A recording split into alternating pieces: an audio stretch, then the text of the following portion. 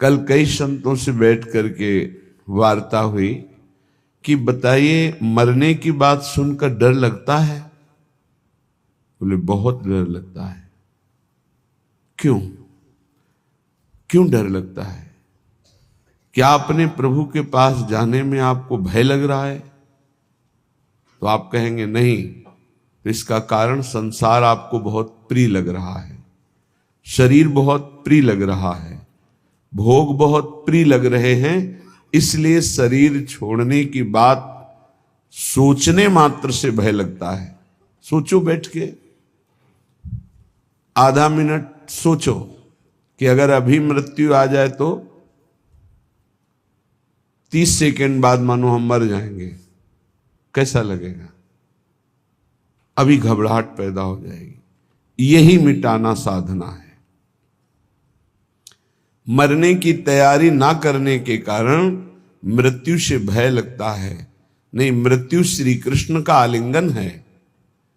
भगवान कह रहे सब कुछ हरण करने वालों में मैं महान मृत्यु हूं, तो मेरे प्रभु ही तो मृत्यु रूप में आते हैं। फिर डरना क्या? डर इसलिए लग रहा है शरीर प्रिय है, भोग प्रिय है, संसार अच्छा लगता है। नाली का कीड़ा भी यहां बहुत अच्छे से जीना चाहता है, ऐसे उसको बहुत अच्छा लगता है, कभी प्रलय ना हो, कभी नाश ना हो, और ये मुझे नाली में रहने को मिले। शूकर अपनी इच्छा चाहता है, सब अपनी अपनी इच्छाओं में ही जीना चाहते हैं, इसीलिए मरने से भय लगता है। यदि इच्छा का नाश हो जाए तो मृत्यु नामक कोई वस्तु है ही नहीं, कोई भय नहीं है। थोड़ी देर सोचो, दूसरे के उपदेश की जरूरत नहीं, आप खुद सोचिए। मृत्यु तो होनी ही है, निश्चित होनी है। इसका नाम मृत्यु लोक है। जो यहां जन्मेगा वो मरेगा, निश्चित पक्का है ये। अब जब मरना ही है तो हम मरने की तैयारी ऐसी क्यों न कर ले कि मुझे मृत्यु से भय न लगे, पर हम जीने की तैयारी में खूब लगे हैं। देख लो, बढ़िया मकान, बढ़िया खान पान, वस्त्र, परिवार, रिश्ता, नाता, ये सब जीने की तैयारी पूरे जीवन भर करते रहे, पर मरने की तैयारी नहीं की, इसलिए मृत्यु से भय लगता है। और मरना निश्चित है, छूटना निश्चित है, तो ये फिर मन पछतई है अवसर बीते। ये अंत ही तो ही तजेंगे, पामर तू न तजय अबहीं ते। मन पछतई है अवसर बीते। बढ़िया अवसर है, मृत्यु पर विजय प्राप्त करने का बढ़िया अवसर है। श्रीपाद प्रबोधानंद जी महाराज कह रहे हैं, शोढ्वापि दुःखानि सुदुस्सहानि त्यक्त्वाप्यहो जाति कुलादिकानि। भुक्त्वा स्वापकैरपि थुत्कृतानि बृंदाटवीवासमहं करिष्ये।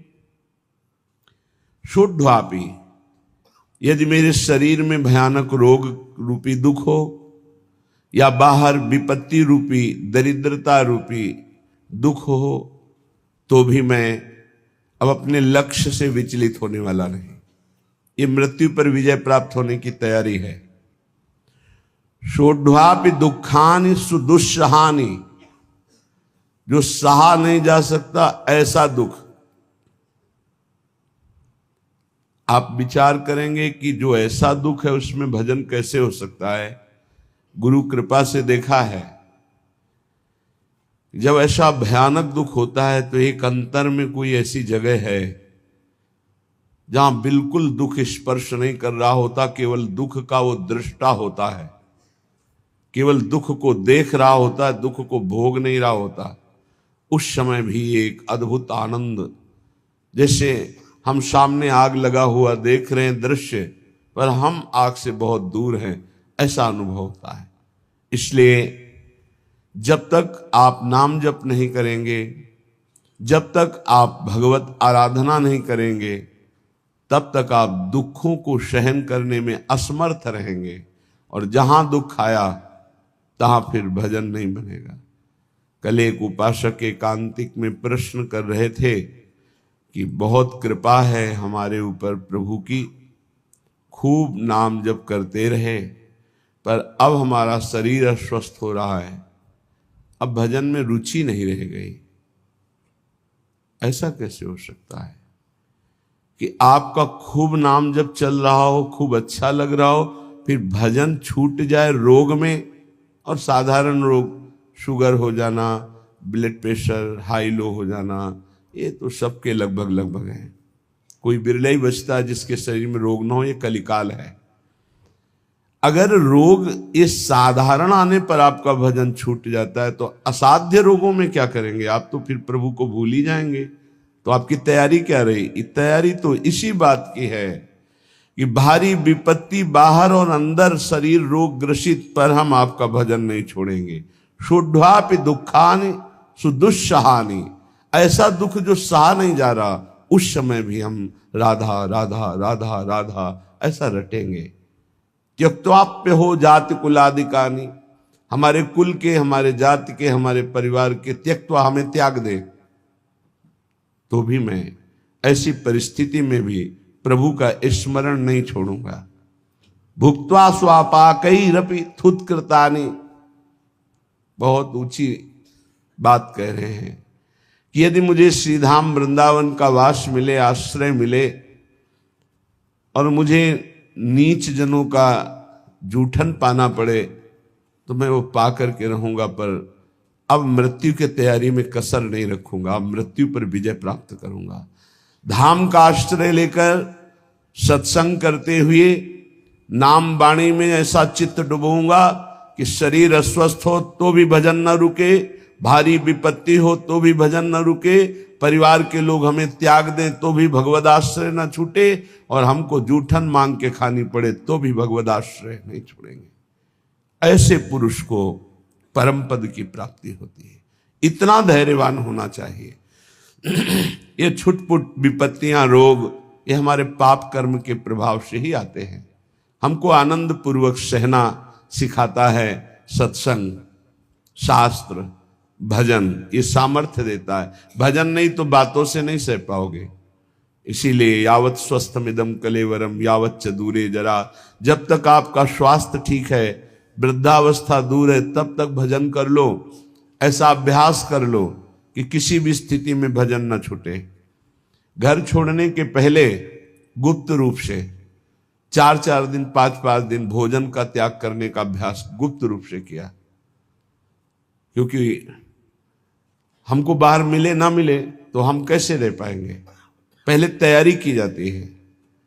एक एक को मृत देखा, एक एक को मृत देखा, मां को, परिवार को, सबको। जब अंदर आ गया कि सब ये शरीर मृत हैं, और अंदर ही आ गया कि कई दिन भोजन न मिलने पर भी मैं भजन अपना नहीं छोड़ पाऊँ, नित्य निरंतर भजन करते हुए मैं बाहर परिवार से, भोजन से, सबसे विलग होकर के भी जी लूंगा। पहले अभ्यास किया, फिर निकल पड़े। जब निकल पड़े तो कदम पीछे नहीं, आगे। चाहे जितनी गाली, अपमान, दुख, सर्दी, गर्मी, बरसात, हर कष्ट सहते हुए पशुवत शरीर का व्यवहार, जैसे पशु ऐसे व्यवहार, जैसे पशु की न रजाई है न कंबल है, जो मिला सो खा लिया, जहां मिला वैसे पड़ा, ऐसे शरीर। तब वो जाकर के अंदर वेदना जागृत हुई, कैसे ब्रह्मबोध हो, कैसे भगवत प्राप्ति हो। अब तो जीवन का लक्ष्य केवल भगवत प्राप्ति। तब जहां कहीं भी चित्त की वृत्ति विशेष संयोग के लिए लालायित हुई, वही रो रो कर प्रभु से प्रार्थना, प्रभु बचाओ, ऐसी वृत्तियों से बचाओ जो आपसे विमुख कर रही। बस एक ही उपाय मिला है आज तक विषयों पर विजय प्राप्त करने का, रोकर भगवान से प्रार्थना करना। नहीं, विषय इतने प्रवीण हैं कि इंद्रियों को बलात् अपने में तन्मय कर लेते हैं। इंद्रियां इतनी प्रबल है कि मन को बलात् अपने में अधीन कर लेती। मन इतना प्रबल है कि बुद्धि को अधीन कर लिया। बुद्धि इतनी प्रबल है कि जीवात्मा उसी में तन्मय होकर भोगों में लग गया। ये कहने में इतना समय लगा, तन्मय होने में इतना भी समय नहीं देता। विषय 1 सेकंड में तन्मय करा देता है। जहां तन्मय हुआ वहां भ्रष्ट हुआ। इसलिए कैसी भी परिस्थिति हो, भजन का अभ्यास कर लो। जीवन में एक ही बात दृढ़ निश्चय रही गुरु प्रताप से, हमारा स्मरण न छूटे। बस उसके लिए पूरा जीवन लगा दिया गया है। स्मरण न छूटे। हजारों के बीच में या एकांत में, भूख प्यास में या छके हुए, अपमानित होकर या सम्मानित होकर, सर्दी गर्मी बरसात, कोई भी परिस्थिति हमें भगवान से विमुख न कर पावे। कोई कहने वाला थोड़ी था परमार्थ में जब चले, कोई सिखाने वाला थोड़ी था। एकमात्र परमात्मा स्वरूप गुरुदेव हर समय साथ रहते, हमारे दिमाग में रहते। 3 बार गंगा स्नान, चाहे सर्दी हो, चाहे गर्मी हो, चाहे बरसात हो। एक ब्रह्म मुहूर्त 3 बजे 4 बजे के बीच में जब भ्रमण करते थे, अगर कहीं रुके तो 2 बजे के बाद उठकर गंगा किनारे। पर भ्रमण में ऐसी, क्योंकि पता नहीं कौन कहाँ घाट है, कहाँ स्नान करना है, तो 4 बजे के लगभग, फिर 9 और 10 के बीच में एक स्नान, और फिर 3 और 4 के बीच शाम। ये शौच लगे न लगे उससे नहीं, 3 बार त्रिकाल स्नान करना और त्रिकाल आराधनाएं कुछ गुरु प्रदत्त। अपने को जब तक आप दुख सुख में समान रखकर साधना में भाव नहीं रखेंगे, तब तक आप नहीं चल सकते। क्योंकि ऐसी परिस्थितियां माया डाल देगी। हमें बड़ा आश्चर्य लगता है, छोटे मोटे रोग, ब्लड प्रेशर लो हो गया या हाई हो गया या शुगर बढ़ गई, ये तो बहुत बड़ी बड़ी भयानक परिस्थितियों में महापुरुषों की दिनचर्या में कोई फर्क नहीं पड़ा। तिवारीपुर सेनपुर के समीप है, वहीं एक पंजीरी बाबा रहते थे। उनकी एक सिद्धि थी ऐसी कि इतना बड़ा पात्र था मिट्टी का, और हजारों 10,000 लोगों को पंजीरी ऐसे देते थे, एक एक मुट्ठी, कितनी भी 100 ग्राम 50 ग्राम उसमें डाल दी गई, बस लाल चला ऐसे ऊपर रख दिया, बस उससे देते चले जा रहे। 10,000 लोगों को पंजीरी बांट देंगे, उतनी ही बची रहेगी। ऐसे सिद्ध महापुरुष। पर उनका नियम था, सुबह 2 बजे रात्रि से लेकर के दोपहर 2 बजे तक गंगा जी में खड़े होकर मंत्र जपना। प्रारब्ध भोग उपस्थित हुआ, कछुआ ने काट लिया, पर वो अपने हिले नहीं साधन से। अब वहां दंडवत प्रणाम करने वाले हजारों लोग, लेकिन पूछने वाला कौन होता है, आप कैसे हैं? ये तो कोई बिरला ही। अब उनकी सड़न पैदा हुई, उसी पैर में मवाद बनने लगा। वो वैसे ही दिनचर्या, कीड़ा पड़ गए, वैसी दिनचर्या। जब कीड़ा पड़ गए, दुर्गंध आने लगी, तब दूर से लोग दंडवत करते, पंजीरी लेने नहीं नजदीक आते, तो हंसते। ये संसार है, हंसते। कभी उनको शोक ग्रसित नहीं देखा, कभी नहीं देखा। एक संत भगवान को देखा कि कमर से नीचे बेकार हो गए, प्रारब्ध भोग है। ऐसे हाथ के ऐसे बल से गंगा जी जाना, स्नान करना, अपनी दिनचर्या में जब उनसे बात करते तो अमृतमय आनंद में डूबे रहते। ये है साधना का फल। शरीर की कैसी भी परिस्थिति हो, हमारे भगवदानंद में फर्क ना पड़े, तब तो साधन। तो कह रहे हैं, शुद्धापि दुखानि सुदुस्सहानि, तैयार हो जाओ। देखो, ये तैयारी है मृत्यु पर विजय प्राप्त करने की। चाहे जैसी दुख की परिस्थिति हो, चाहे जैसी परिस्थिति, भजन न छूटे। आप भजन को पकड़ने की कोशिश करें, भजन आपको पकड़ लेगा। जिस दिन भजन पकड़ लेगा, उस दिन छूटेगा ही नहीं, रात दिन गूंजता रहता है। कैसी उसको आनंद की अनुभूति होती होगी, जिसका निरंतर मंत्र चलता है, नाम चलता है। तो ना हम गमिष्यामि सताम समीपतो, वृंदावन छोड़कर, वृंदावन के रसिकों को छोड़कर मैं किसी भी महापुरुष का संग नहीं करूंगा। ना हम गमिष्यामि सताम समीपतो, जो प्रिया प्रीतम के प्रेम रस से अनविज्ञ हैं, उस रस के ज्ञाता नहीं है, मैं उनका सत्संग नहीं करूंगा, और ना ही करना चाहिए। क्यों? क्योंकि हमारे भाव को पुष्टता मिलेगी, इष्ट मिले और मन मिले, और मिले भजन रस रीति। जहां इष्ट मिले, भजन रस रीति मिले, प्रेम रस का मन मिले, वहीं सत्संग में रंग आएगा, अन्यथा बाधा पड़ जाएगी। क्योंकि बहुत प्रकार की भक्ति है, बहुत प्रकार के भक्त हैं, बहुत प्रकार की साधना है, बहुत प्रकार के साधक है। तो हमारे समाधान का चित्त के समाधान का विषय रसिक जन है। रे मन रसिकन संग बिन रंच न उपजय प्रेम। इसलिए महाप्रभु हरिवंश चंद्र जी भी कहते हैं, वृंदान सर्व महता मपहाय दूराद।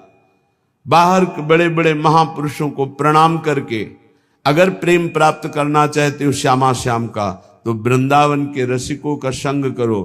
तो उनके संग से, जिनका स्वभाव है सत्तारणी कृत स्वभाव, ऐसी श्री जी से आपका अपनापन हो जाएगा। तो ना हम गमिष्यामि सताम समीप, तो मैं नहीं जाऊंगा किसी भी बड़े महापुरुष के पास जो वृंदावन रस से दूर हैं। ना हम वदिष्यामि निजम कुलादिको, मैं कभी कुल का परिचय बता करके अपनी महानता देने वाले का मैं कभी संग नहीं करूंगा, क्योंकि महान वो है जो इष्ट में तन्मय है, ना कि जाति पक्ष में कुल पक्ष में। ऐसी महानता न विद्वान पक्ष की। विद्या रूप महत्व कुल धन यौवन अभिमान, इनका आदर नहीं होता। अगर इनका आदर होता है तो असत का आदर होता है, असत का संग होता है। श्रीपाद करें, ना हम वदिष्याम निजम कुलादिकम, ना मैं अपने कुलादि का परिचय दूंगा और ना कुल का परिचय देने वालों का संग करूंगा।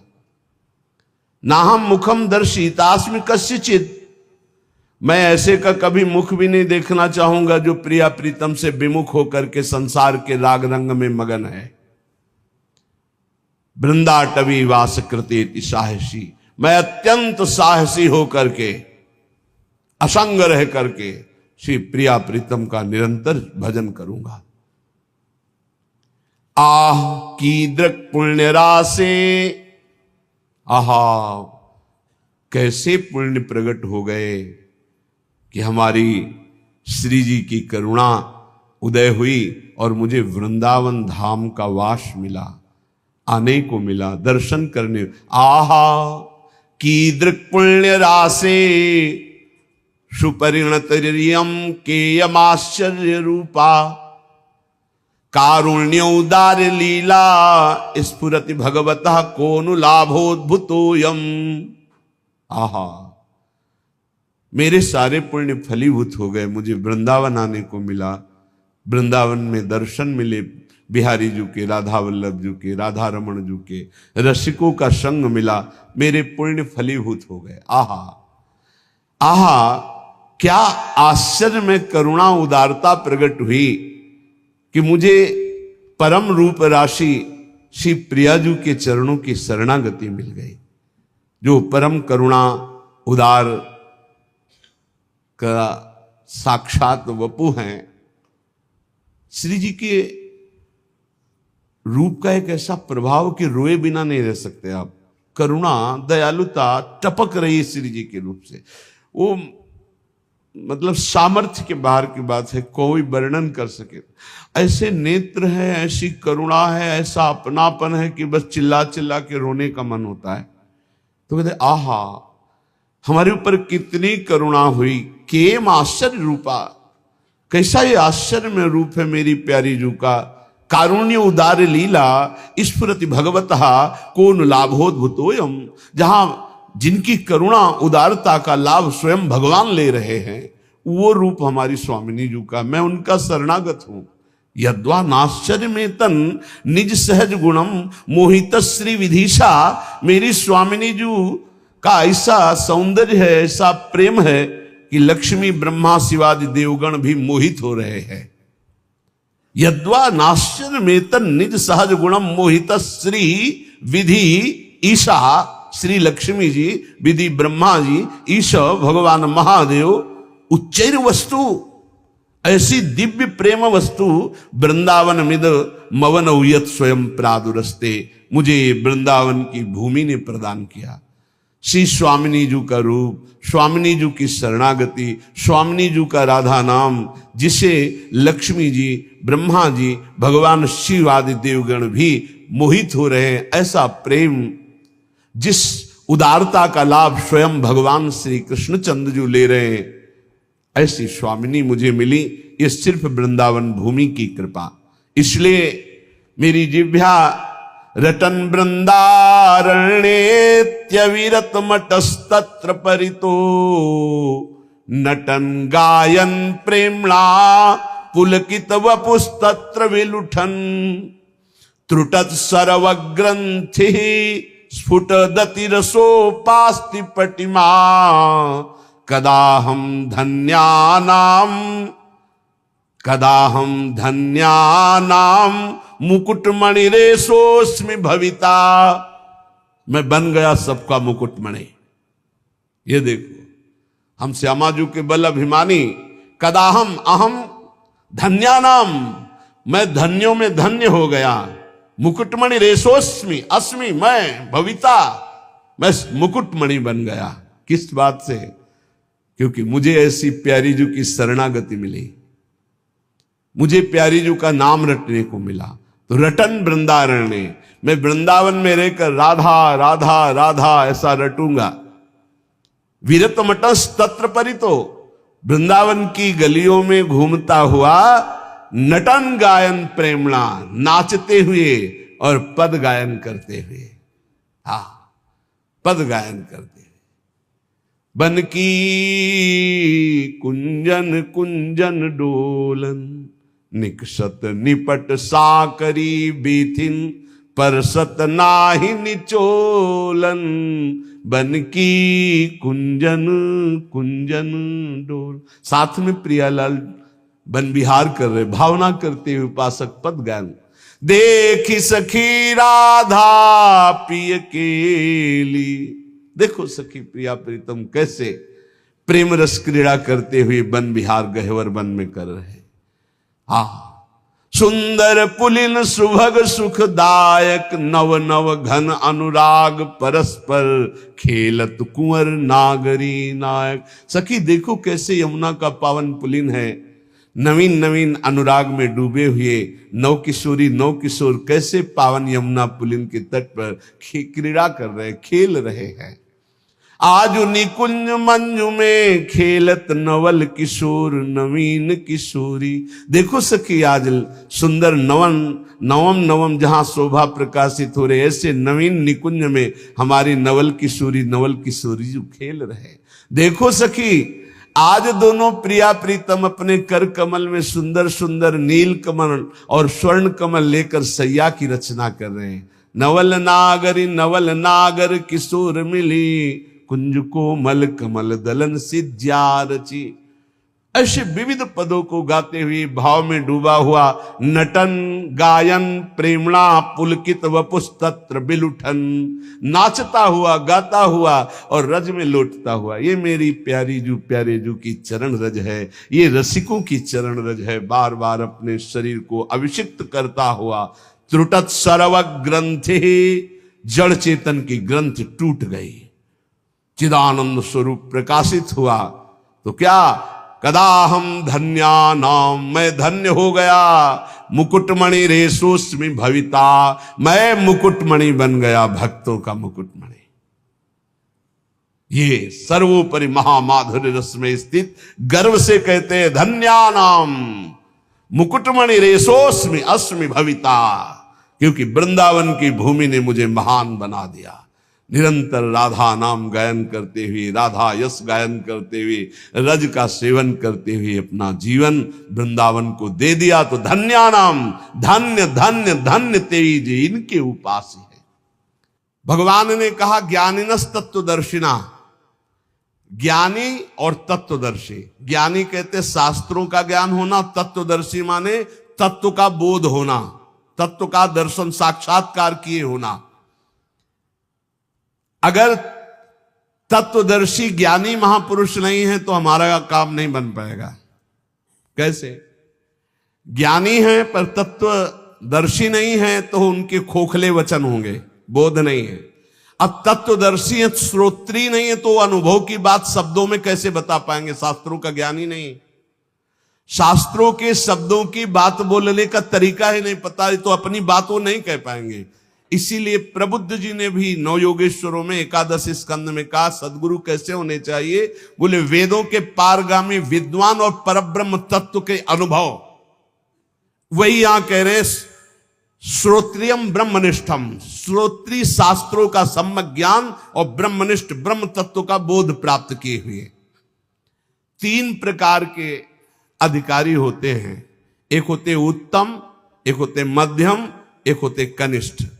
उत्तम अधिकारी गुरु सेवा के बाद गुरु उपदेश श्रवण मात्र से तत्वबोध को प्राप्त हो जाता है, क्योंकि वो गुरु अधीनता स्वीकार किए रहता है। जो उत्तम शिष्य होता है, उत्तम अधिकारी होता है, वो गुरु अधीनता पर होता है। जैसा बोलो, जैसा बोलो, आपकी आज्ञा के अनुसार। उसे ज्यादा साधन नहीं करना पड़ता, श्रवण मात्र से उसको बोध होने लगता है। मध्यम अधिकारी जो साधन पक्ष पर जोर रखता है, पर गुरु आज्ञा से करेगा, वो कृपा पक्ष पर उसका परिचय ज्यादा नहीं, उसका साधन पक्ष पर परिचय अधिक। वो मध्यम अधिकारी है। श्रवण करेगा, मनन करेगा, निधिध्यासन करेगा, साधन करेगा, रहेगा गुरु के अधीन ही, पर उसकी प्रधानता साधन पे होगी, वो मध्यम है। और कनिष्ठ अधिकारी बार बार समझाने पर, बार बार साधन पर लगाने पर भी वो प्रश्न करता रहता है, शंका होती रहती है, पर वो भी एक दिन बहुत काल तक संग करने के बाद वो तत्वबोध को प्राप्त हो जाएगा। पर उत्तम वो है जो गुरु की अधीनता प्राप्त के साधन पक्ष पर दृष्टि नहीं, कृपा पर दृष्टि, वो सुनने मात्र से ब्रह्मबोध हो जाएगा। दूसरा मध्यम सुनता है, साधन भी करता है, पर उसका साधन पक्ष पर हट होता है, साधन पक्ष पर जोरदार हट होता है, काफी समय लगता है, पर उसे ब्रह्मबोध हो जाता है। तीसरा होता है खूब समझाओ, खूब साधन पे लगाओ, पर उसकी शंका निवृत्ति नहीं होती। ये प्रश्न, वो बहुत काल तक फिर जाकर वो संशय, जब बहुकाल करी सत्संगा तबे हो सब संशय भंगा, पर उसको भी ब्रह्मबोध हो जाएगा, और समय लगेगा। अतः तत्वदर्शी गुरु की अधीनता भगवत प्राप्ति के लिए अत्यंत आवश्यक है। शिष्य की हर शंका का समाधान गुरु पर विशेष श्रद्धा होने पर हो सकती है। गुरु शास्त्रों के ज्ञाता और तत्वबोध संपन्न है, तो उनकी बातों में बहुत ठोस पावर होगा, वो जो बोलेंगे परिवर्तन होके रहेगा। इसीलिए भगवान आदेश करते हैं ज्ञानिनस तत्वदर्शिना, ज्ञानी हो और तत्वदर्शी हो। ज्ञानी तो लाखों मिल जाएंगे, लेकिन तत्वदर्शी होना बहुत कठिन है। जो बोध संपन्न है और तत्वदर्शी, वही परम कल्याण कर सकता है। उपदेक्षंत ते ज्ञानम, ऐसे महापुरुषों के सामने साष्टांग दंडवत करके, उनकी सेवा शुश्रूषा करके, सरलता पूर्वक प्रश्न करने पर वे तुझे उपदेश करेंगे तत्व ज्ञान का। अगर भगवत प्राप्ति की भूख जग जाए तो सरलता पूर्वक भगवत प्राप्ति हो जाए, पर भूख नहीं जग रही भगवत प्राप्ति की, भोगों की भूख है। सुन सुना के भगवान के मार्ग में चल रहे हैं। जब किसी संत महापुरुष का विशेष भाव से आश्रय ले लिया जाता है, मेरे प्राण, मेरे जीवन, मेरे सब कुछ, तब भूख जग जाती है। पक्का संत संग का फल होगा कि हर क्षण आपके हृदय से निकलने लगेगा, मुझे भोग नहीं चाहिए, मुझे संसार नहीं चाहिए, मुझे भगवत प्राप्ति करनी, मुझे संयम से रहना है, मुझे भोगों का चिंतन भी नहीं करना है। ये अपने आप आने लगेगा, उनके संग का प्रभाव अपने आप आने लगेगा। उपदेक्षन्ति, जब कोई संत उपदेश कर रहे हो तो चुप सुनो, ज्यादा बोलने की जरूरत नहीं, बीच बीच ऐसे नहीं, उनकी पूरी बात हो जाने दो, पूरा मनन करो, फिर उसमें अगर कोई शंका है तो फिर हाथ जोड़कर निवेदन करो। ऐसे लोग कभी कभी बात करते जैसे कर्जा लेने वाले से बात नहीं करते, ऐसे संतों से ऐसे बात की जाती है। ऐसा क्यों, फिर ऐसा क्यों? नम्रता, सरलता। अगर विनम्रता नहीं तो प्रश्न का उत्तर ही तुम समझ नहीं पाओगे। संतों से कैसे प्रश्न करे? भगवान कह रहे, प्रणाम करके, सेवा शुश्रूषा करके, विनम्रता पूर्वक, और जो वो बोले उसे हृदय में मनन करो। ये केवल मनोरंजन का विषय नहीं कि आए एकांतिक प्रश्न किए, सुना। कुछ लोग तो आते हैं वीडियो बनवाने, पता चलता है कि आप वीडियो बनवाने आए हो या तत्व ज्ञान प्राप्त करने आए हो या भक्ति प्राप्त करने आए हो। एकांतिक का मतलब केवल भगवत प्राप्ति, केवल भगवत प्राप्ति। अगर भगवत प्राप्ति जनित प्रश्न नहीं है तो फिर उसका कोई लाभ नहीं। संतों के पास जाओ, उपदेक्षन्ति, वो जब उपदेश कर रहे हैं तो उसका बोध प्राप्त करो, भगवत मार्ग में चलो। यज ज्ञात्वा न पुनर्मोहो मेवं यास्यसि पांडव, येन भूतान्य शेषेण द्रक्ष्यस्यात्मन्यथो मयि।